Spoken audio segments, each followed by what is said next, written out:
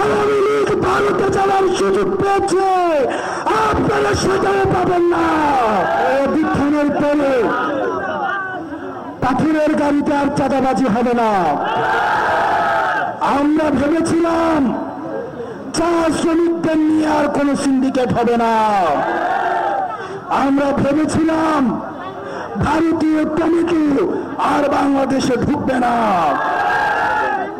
কিন্তু 24-এ এই গণঅভ্যুত্থানের পরেও আমরা দেখেছি চাঁদাবাজি অব্যাহত রয়েছে। পাথর শ্রমিকদের নিয়ে সিন্ডিকেট অব্যাহত রয়েছে।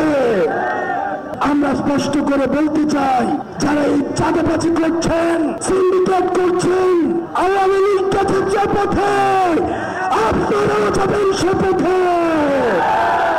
আওয়ামী লীগ ভারতে যাওয়ার সুযোগ পেয়েছে, আপনারা সেটাও পাবেন না।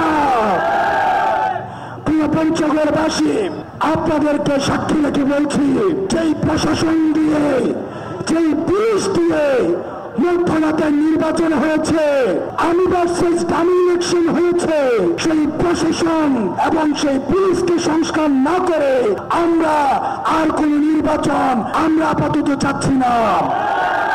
আমরা নির্বাচন চাই, কিন্তু সেই নির্বাচন হতে হবে সংস্কার সহ নির্বাচন।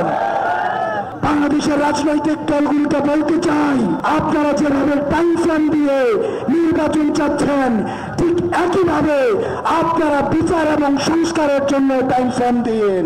আমরা আগামী যে নির্বাচনটি চাই, সেই নির্বাচনটি হতে হবে গণপরিষদের নির্বাচন। আমরা বলছি, গণপরিষদের নির্বাচনের শুধুমাত্র সংবিধান সংস্কারের ম্যান্ডেট রয়েছে। আমাদের এই অভ্যুত্থানে যে নারীরা সামনে নেমে এসেছিল, যে আলেমরা নেমে এসেছিল, মাদ্রাসা শিক্ষার্থীরা নেমে এসেছিল, রিক্সাওয়ালা মামারা নেমে এসেছিল, আমাদের সবার স্বীকৃতি প্রয়োজন। সেজন্য আগামী 3 আগস্ট আপনারা দেখবেন অনেক রাজনৈতিক দল আমাদের এই গণঅভ্যুত্থানের জুলাই সনদের বিপক্ষে অবস্থান নিয়েছে। তারা বলছে এই জুলাই সনদ নাকি আবেগের বিষয়। আমরা বলতে চাই, এই শিক্ষার্থীরা আবেগ নিয়ে রাস্তায় নেমে এসেছিল বলেই আওয়ামী লীগকে হটানো সম্ভব হয়েছিল। এতদিন পর্যন্ত আবেগহীনভাবে আপনারা আওয়ামী লীগকে হটাতে পারেন নাই। সুতরাং এই আবেগের আমাদের স্বীকৃতি প্রয়োজন। আপনারা 3 আগস্ট যেভাবে গত বছর ঢাকায় গিয়েছেন, আমরা আবারও এই বছরের 3 আগস্ট জুলাই সনদের জন্য আবার আমরা একসাথে ঢাকা মুখে যাত্রা করব।